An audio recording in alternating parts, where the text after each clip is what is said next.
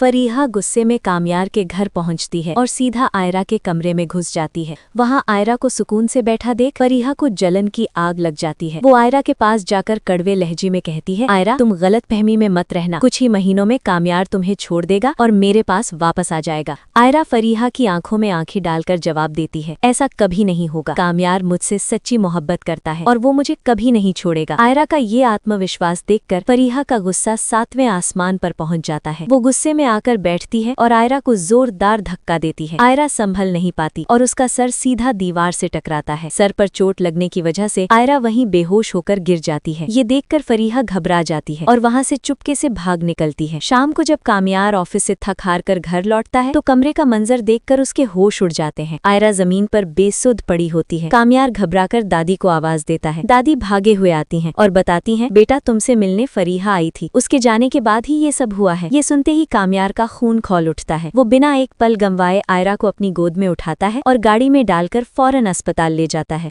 वहाँ फलक मौजूद होती है। वो तुरंत आयरा का ट्रीटमेंट शुरू करती है। थोड़ी ही देर में आयरा को होश आ जाता है। होश में आते ही आयरा रोते हुए कामयार को बताती है, कामयार फरीहा ने मुझे जान से मारने की कोशिश की, उसने मुझे धक्का दिया था। ये सुनते ही कामयार आग बबूला हो जाता है। वो आयरा को वहीं छोड़ता है और पुलिस को लेकर सीधा फरीहा के घर पहुंचता है। वो पुलिस से कहता है, इसने मेरी बीवी की जान लेने की कोशिश की है, इसे अभी गिरफ्तार करो। पुलिस फरीहा को हथकड़ी लगाकर घसीटे हुए ले जाती है। दूसरी तरफ जब ये खबर इरफान शाह को मिलती है कि आयरा अस्पताल में है तो वो अपनी सारी नाराजगी भुला देते हैं। वो भागते हुए अस्पताल पहुंचते हैं। आयरा को अस्पताल के बिस्तर पर देखकर उनका दिल पसीज जाता है। वो आयरा के सिर पर हाथ रखकर कहते हैं, बेटी अब तुम्हारी जान को यहाँ खतरा है, तुम अभी मेरे साथ मेरे घर चलो। आयरा भी अपने अब्बू की बात नहीं टाल पाती और उनके साथ घर चली जाती है। कामयार जब फरीहा को जेल भिजवाकर वापस अस्पताल लौटता है तो वहाँ खाली बिस्तर देखकर उसे पैरों तले जमीन निकल जाती है। नर्स बताती है कि पेशेंट डिस्चार्ज होकर अपने वालिद के साथ जा चुकी है। कामयार पागलों की तरह आयरा के घर पहुंचता है।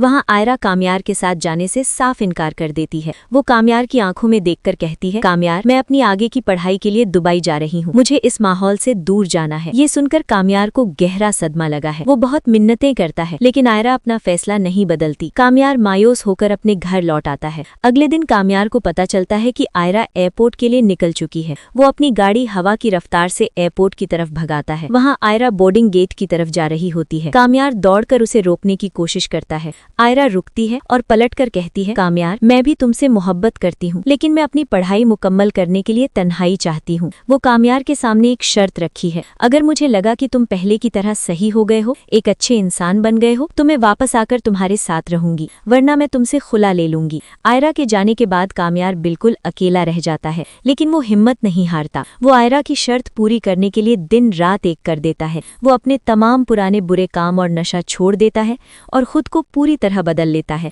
वो मेहनत करके एक बहुत बड़ा बिजनेसमैन बन जाता है। ऐसे ही 1 साल बीत जाता है। 1 साल बाद जब आयरा वापस आती है तो कामयार को एयरपोर्ट पर रिसीव करने के लिए खड़ा पाती है। कामयार को इतना बदलता हुआ देखकर आयरा हैरान रह जाती है। उसे अपनी आंखों पर यकीन नहीं होता कि ये वही कामयार है।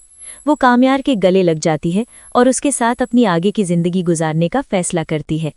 इरफान शाह भी कामयार का ये रूप देखकर उसे माफ कर देते हैं। सब कुछ ठीक चल रहा होता है कि तभी एक दिन अचानक फलक आयरा को कॉल करती है और रोते हुए बताती है, आयरा अब्बू की तबीयत बहुत ज्यादा खराब है।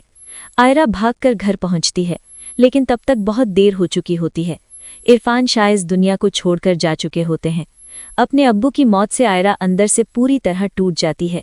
वो गहरे सदमे में चली जाती है। ऐसे मुश्किल वक्त में कामयार उसका